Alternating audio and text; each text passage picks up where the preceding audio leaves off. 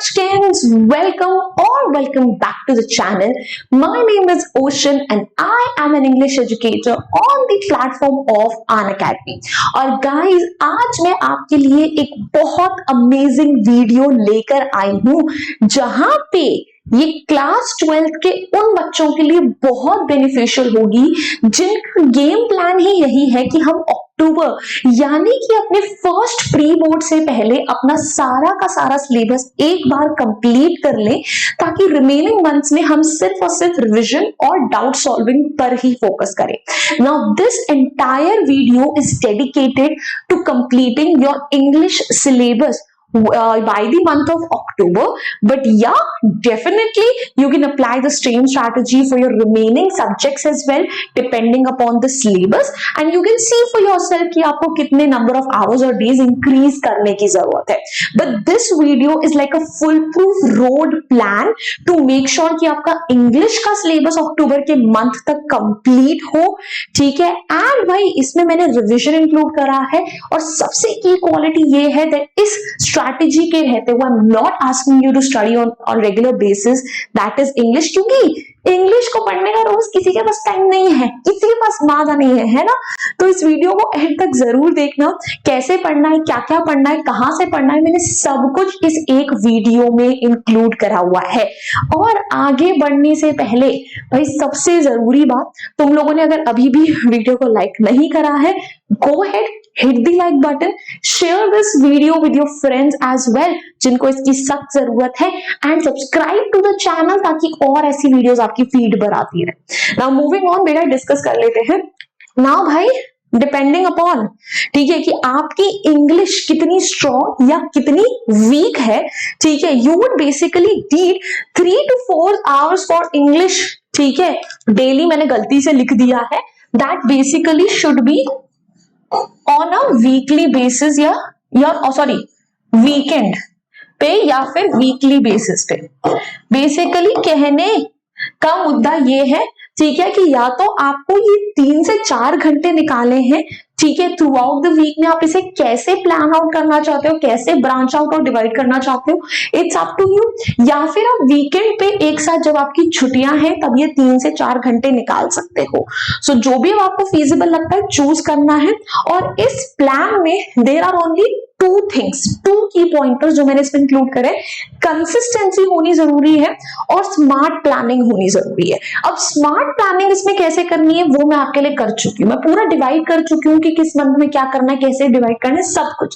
Consistency आपको खुद से लानी पड़ेगी, ये चीज मैं आपके लिए यहाँ पर इंक्लूड नहीं कर सकती हूँ.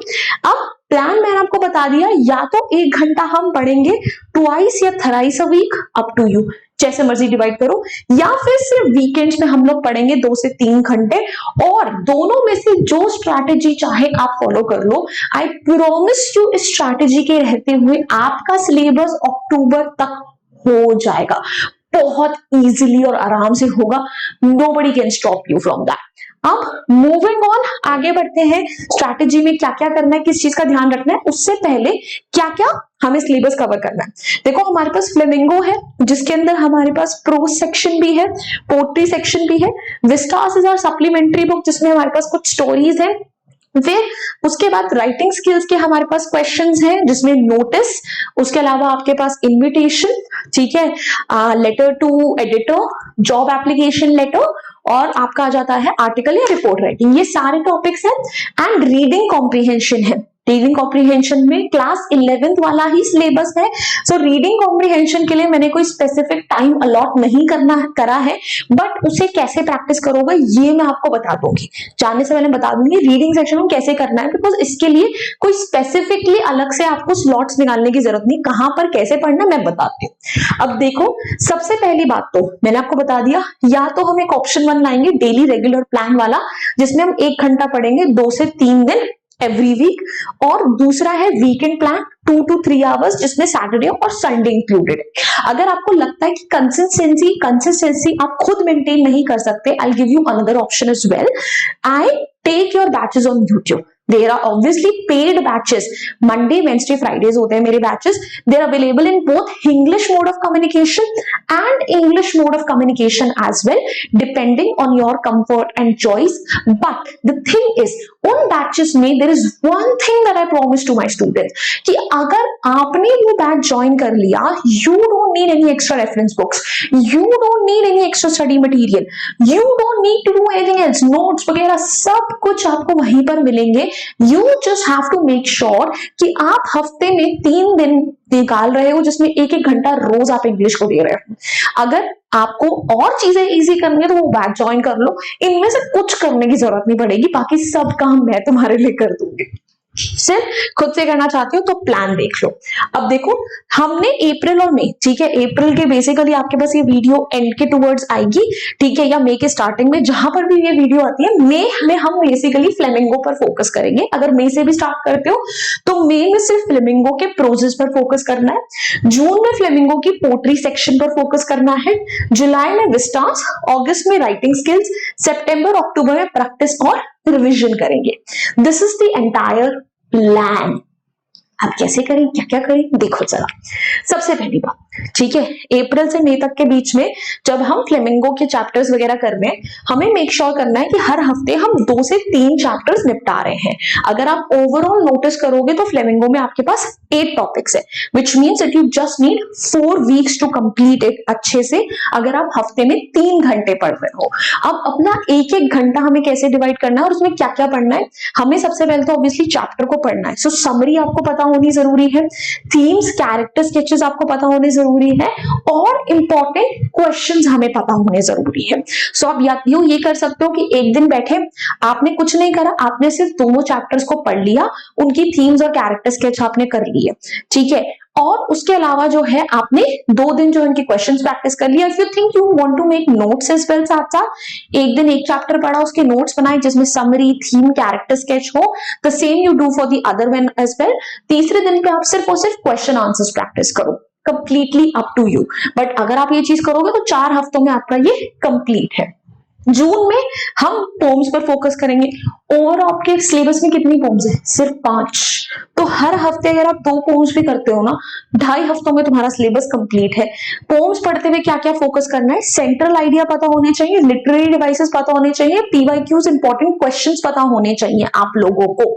अब इसीलिए मैंने तुम्हें बोला कि भाई जून का पूरा महीना ले लो, ताकि अगर ऐसा हो कि मई में तुम्हारी कंप्लीट कंसिस्टेंसी नहीं बन पाई, लेट्स से कि भाई नहीं हो पाया, मैम की 3 दिन भी नहीं निकल पा रहे थे, एक आध चैप्टर स्टिल बचा हुआ है, आप जून में से वो दिन जो है अपने लिए यूटिलाइज कर सकते हो.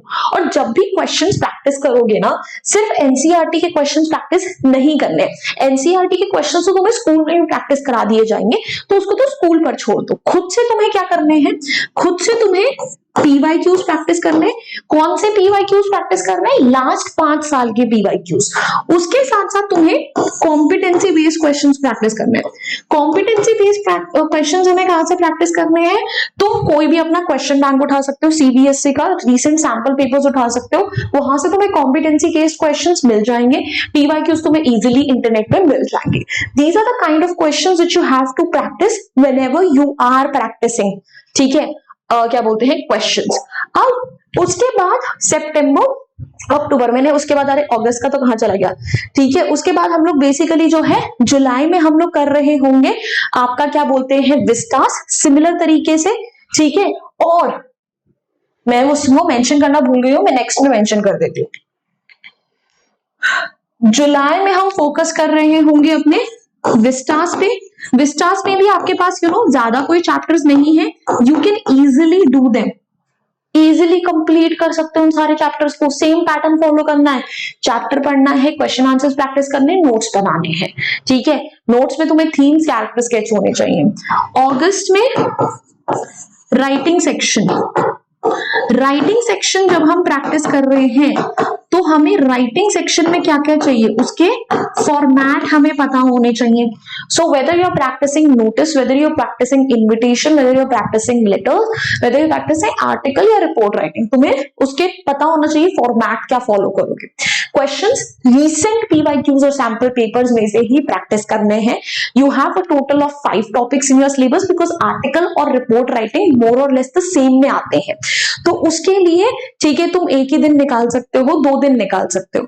तुम अगर आराम से एक एक वीक भी लेते हो तो तुम्हारा अगस्त में इजीली सारे टॉपिक्स कंप्लीट हो जाएंगे. सितंबर अक्टूबर में हम सिर्फ पीवाईक्यूज प्रैक्टिस कर रहे हैं. लेट्स से जब तुम ये कर रहे थे, you did not get a lot of time to practise the questions which can very likely be possible. जो तुम्हारे वीक एरियाज हैं, तुमने अभी तक एनालाइज कर लिया होगा कि अच्छा ठीक है, ये चैप्टर्स मुझे अच्छे समझ में नहीं आए, और maybe you know I need to practise more writing questions, writing section questions, whatever you can work on that. You can practise sample papers. Sample papers की प्रैक्टिस जो है तुम रेगुलर डेज पे नहीं कर पाओगे.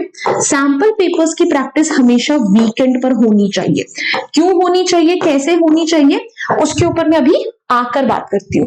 But this is your basically plan जिससे हम लोग जो है पूरा सिलेबस कंप्लीट कर सकते हैं इन सच लेस टाइम.